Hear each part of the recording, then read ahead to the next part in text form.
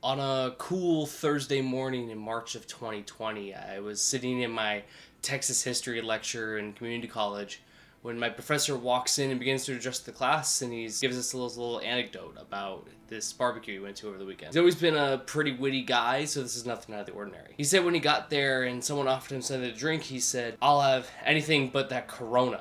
I heard that's killing people." And the guy responds immediately with, "Nah, we drink Modelo, fool." Class got a nice little laugh out about it. We got on with the lecture, and by the end of class, we left and we were on spring break. It was the last time I ever saw that professor. Concerns about the deadly coronavirus. Developments in the coronavirus emergency. Coronavirus cases in the United States. Coronavirus.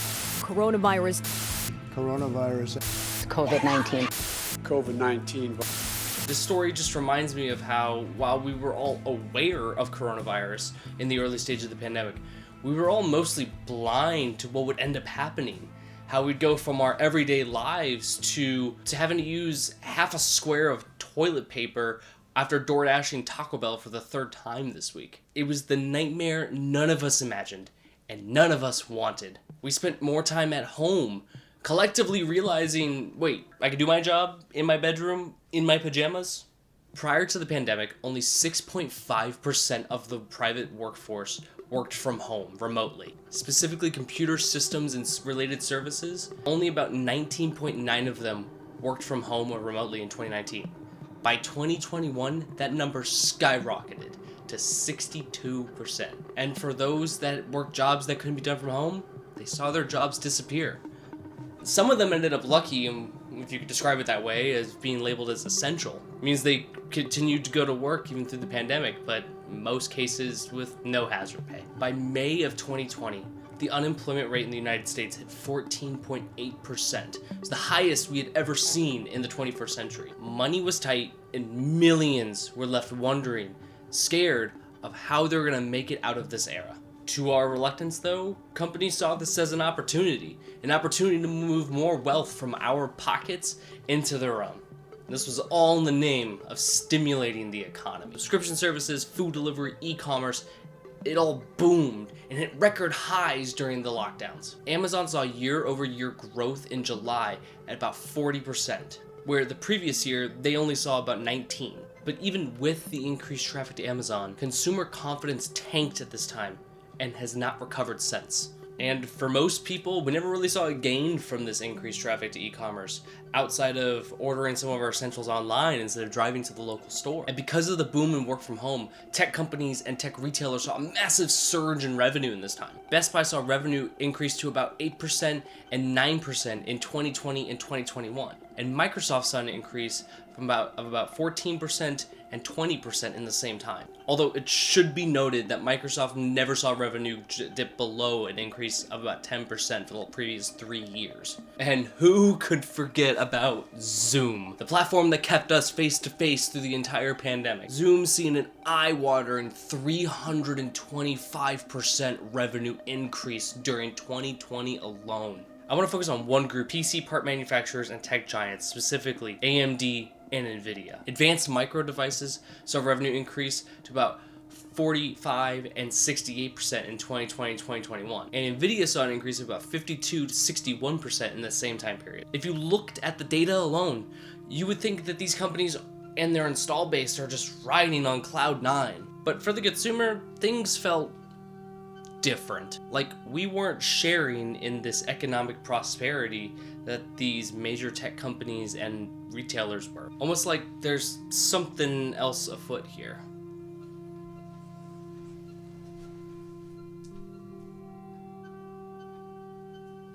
Scalpers, or resellers, or as I used to call them, the literal scum of the earth. It's a group of individuals, not localized to a single nation or area, whose entire main goal is to purchase high-demand items and resell them at a higher markup, pocketing that profit. Scalping has existed as long as the markets themselves. Ticket scalping, which is the most common form of it, has existed since the Romans and the Greeks. More recent examples follow a very similar action, where individuals will buy tickets and then sell them for a higher price once the tickets are completely sold out. This exploits a basic principle in economics called scarcity, when something is in short supply. Tickets have always been the primary target for those trying to take advantage of this principle. 17,000 seats, 17,000 tickets. Once those tickets are sold, no more would be sold, which is all fine and dandy if you only have 17,000 people demanding tickets. Everyone gets one. Everyone is happy. But that's not how the real world works, is it? In the real world, demand always exceeds supply, creating what's called a shortage. When you have a shortage, not everyone that demands a ticket is gonna get one. From there, someone could theoretically buy a ticket or a few tickets and then wait till it's completely sold out and sell theirs. Like a monopoly, they can set the price to whatever they want because they hold all of the supply at that time. And in 2020, when ticket resellers had nothing to go and resell because of, the whole lockdown thing, they went to the next best thing, computer parts. See, at this time, we were also experiencing a global semiconductor shortage. Semiconductors being the little chips that we put into basically every electronic device. It was widely expected that the upcoming product launches from Nvidia, AMD, even Microsoft and Sony were going to be in short supply, at least shorter than they were in previous generations. It was the perfect storm. Increased demand due to the pandemic and work from home environments, and a decreased supply due to the chip shortage. Who would have thought? And as those products all launched, they seemingly vanished instantly.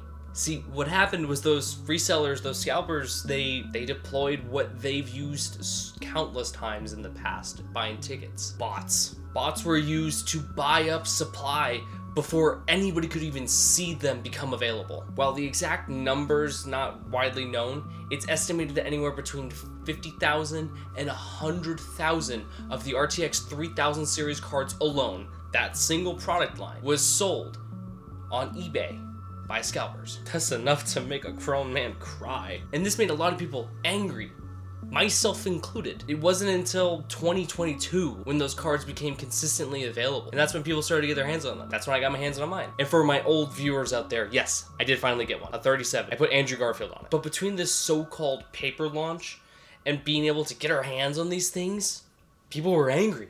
I was angry. Why?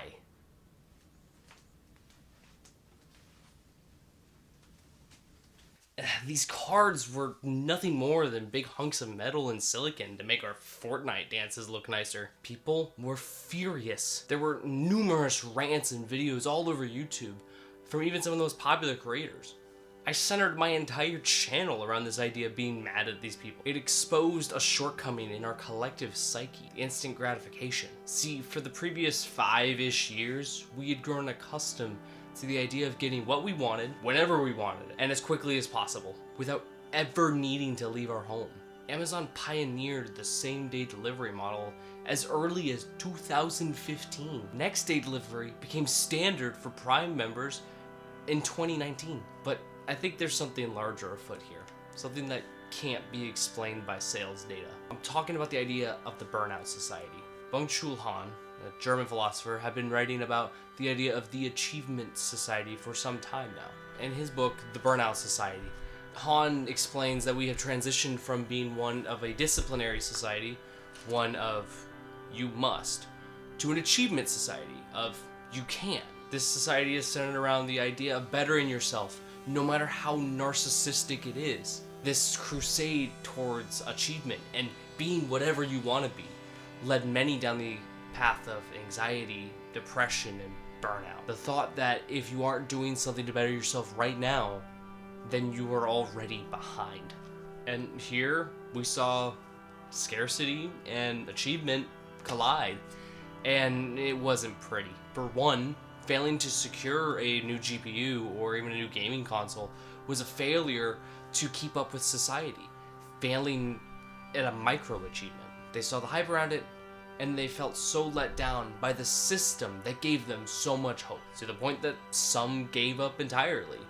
The burnout. Then there's the other side, the scalpers, those that saw this as an opportunity to better themselves, though narcissistically, to achieve something by taking advantage of the scarcity and come out better than they were before. Each side sees each other as sort of an enemy. As Han puts it, the other.